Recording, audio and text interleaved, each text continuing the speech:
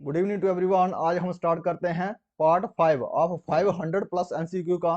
तो फर्स्ट है, you accidentally arrange a record in the sheet which command can be used to restore it automatically. जब अचानक आपके worksheet में काम कर रहे होते हैं तो अचानक आपका डाटा अरेंज हो जाता है, तो उसको रिस्टोर करने के लिए हमें कौन सी कमांड देनी पड़ती है ताकि वो ऑटोमेटिकली रिस्टोर हो जाए? तो कौन सी कमांड है? अनडू का। Answer is C. इसका शॉर्टकट क्या है? Control plus Z. Not and or and X O R ये क्या है? एक लॉजिकल ऑपरेटर्स हैं। Answer is A. M S Excel can be used to automate. M Excel Excel है इस्तेमाल की जाती है ऑटोमेट के लिए, तो इसमें कौन सा ऑप्शन सही है? तो एनी ऑफ द अबव, इसमें से कोई भी ऑप्शन करेंगे तो इस्तेमाल कर सकते हैं इसके ऑटोमेट के लिए एम एस एक्सल को। What is the shortcut key to insert new sheet in the current worksheet? वो कौन सा शॉर्टकट की है जिससे हम इंसर्ट कर सकते हैं एक न्यू शीट करंट वर्कशीट में? तो कौन सा इसका शॉर्टकट की है? Shift plus F11। Answer is D.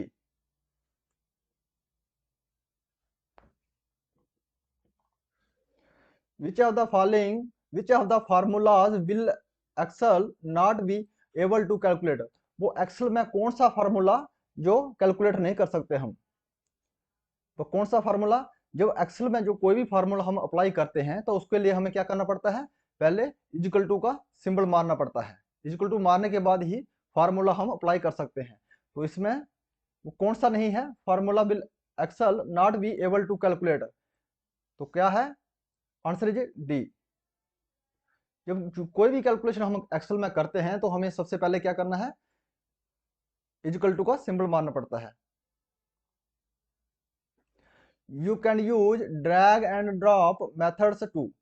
हम इस्तेमाल कर सकते हैं ड्रैग और ड्रॉप मेथड को। किसके लिए? Copy cell content. जब सेल का कॉपी करना है तो उसको इसके लिए इस्तेमाल कर सकते हैं। तो मूव सेल कंटेंट, सेल का जो वो है मूव कर सकते हैं कंटेंट को मूव करने के लिए। तो answer is C, A and B. Drag and drop का मेथड किसके लिए करते हैं? कॉपी सेल कंटेंट और मूव सेल कंटेंट के लिए। तो answer is C. Which area in an Excel window allows entering value and formula. वो कौन सा एरिया है एक्सेल एमएस एक्सेल में जो हमें अलो करता है एंटरिंग करने के लिए, वैल्यू इंटर करने के लिए और फार्मूला इंटर करने के लिए?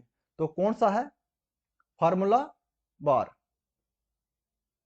फार्मूला बार में हम वैल्यू भी इंटर कर सकते हैं और फार्मूलाज भी। तो answer is C. Microsoft Excel is an powerful. जो माइक्रोसॉफ्ट एक्सेल है ये एक पावरफुल है। किससे किससे पावरफुल है? Spreadsheet package. इसमें क्या होता है? स्प्रेडशीट पैकेज होता है। पावरफुल है जी spreadsheet package. Answer is B. M S Excel is based on. जो एम एस एक्सेल है ये किसके ऊपर बेस्ड है? तो किसके ऊपर है? विंडोज के ऊपर। आंसर इज ए।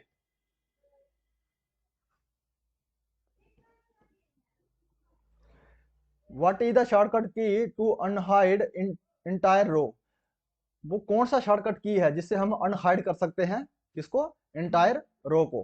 तो कौन सा की है वो? Control plus shift plus 9। इससे हम अनहाइड कर सकते हैं और हाइड कर सकते हैं। रो को हाइड करने के लिए क्या मानना पड़ता है? Control plus 9। इससे हाइड हो जाता है और अनहाइड करने के लिए हमें शिफ्ट मारना पड़ता है साथ में। व्हाट इज द शॉर्टकट की टू अनहाइड इंटायर कॉलम्स? वो कौन सा शॉर्टकट की है जिससे हम अनहाइड कर सकते हैं इंटायर कॉलम्स को? तो कौन सा है? Control plus shift plus 0। ये ये क्या है? 0 है। तो इसको अनहाइड करने के लिए है जी। और हाइड करने के लिए क्या है? कॉलम को हाइड करने के लिए क्या है, control plus 0।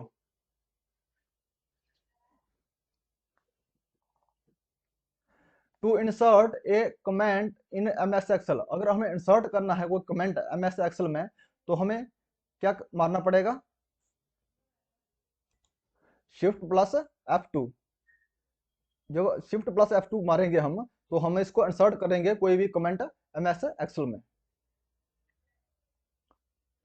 How can you update the value of a formula cell if the auto calculation mode of Excel is disabled. जब ऑटो कैलकुलेशन जो मोड है MS एक्सेल में डिसेबल हो जाता है, उसको एक्टिव करने के लिए, फार्मूला एक्टिव करने के लिए हमें कौन सा की मारना पड़ता है, तो कौन सा की है वो F9। जब F9 हम मारेंगे तो जो डिसेबल है वो एक्टिव हो जाएगा। Which shortcut key is used to insert a new worksheet. अब न्यू वर्कशीट को हम इंसर्ट करने के लिए कौन सा शॉर्टकट की मारना पड़ता है, तो कौन सा शॉर्टकट की है वो,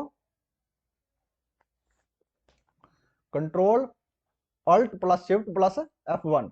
alt plus shift plus F1 मारेंगे तो इंसर्ट होगा एक नया worksheet. Who is the father of MS Excel. MS Excel का जो पिता कौन है, तो कौन है, Charles Simonyi. Answer is B. और Charles Babbage father of computer.